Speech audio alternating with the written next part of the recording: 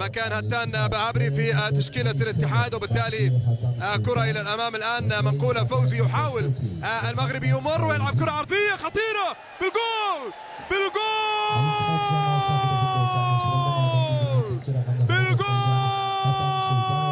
هدف أول، هدف اتحادي أول، وفوزي عبد الغني من الكرة الأولى. اللاعب السريع يمر ويلعب كرة عرضية رائعة جدا، ممتازة من فوزي.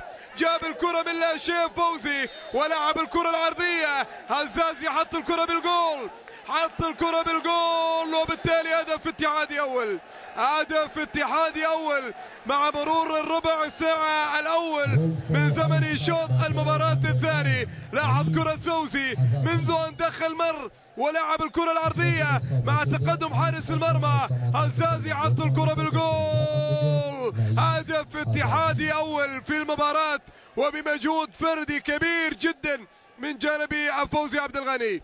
دخل فوزي وصنع الفارق، دخل فوزي عبد الغني وصنع الفارق مع الاتحاد.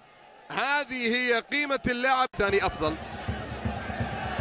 وهذا طبيعي. الشوط الثاني أفضل، الاتحاد تقدم، بختكور بدأ يتقدم الآن. هدف التعادل لبختكور، هدف التعادل لبختكور. إيراكليشفيلي يسجل التعادل من مسافة بعيدة جدا، يسجل التعادل في مرمى الاتحاد، لكن هذه الكرة من هذه المسافة يسجل في مرمى مبروك زايد هدف التعادل. الآن أصبحت النتيجة 1-1.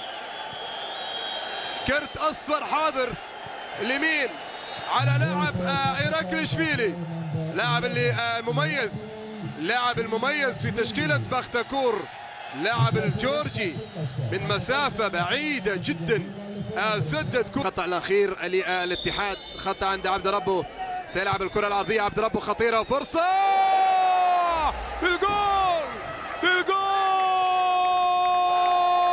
بوسبعان، بوسبعان يسجل هدف ثاني للعميد، هدف بالراس وهدية يقدمها العميد لبنياس.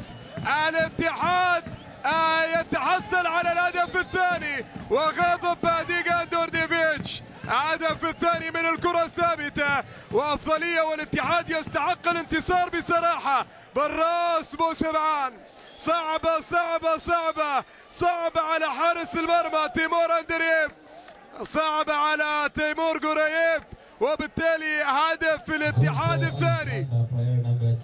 2 الاتحاد و3 نقاط، تذهب بالاتحاد إلى 13 نقطة في صدارة المجموعة.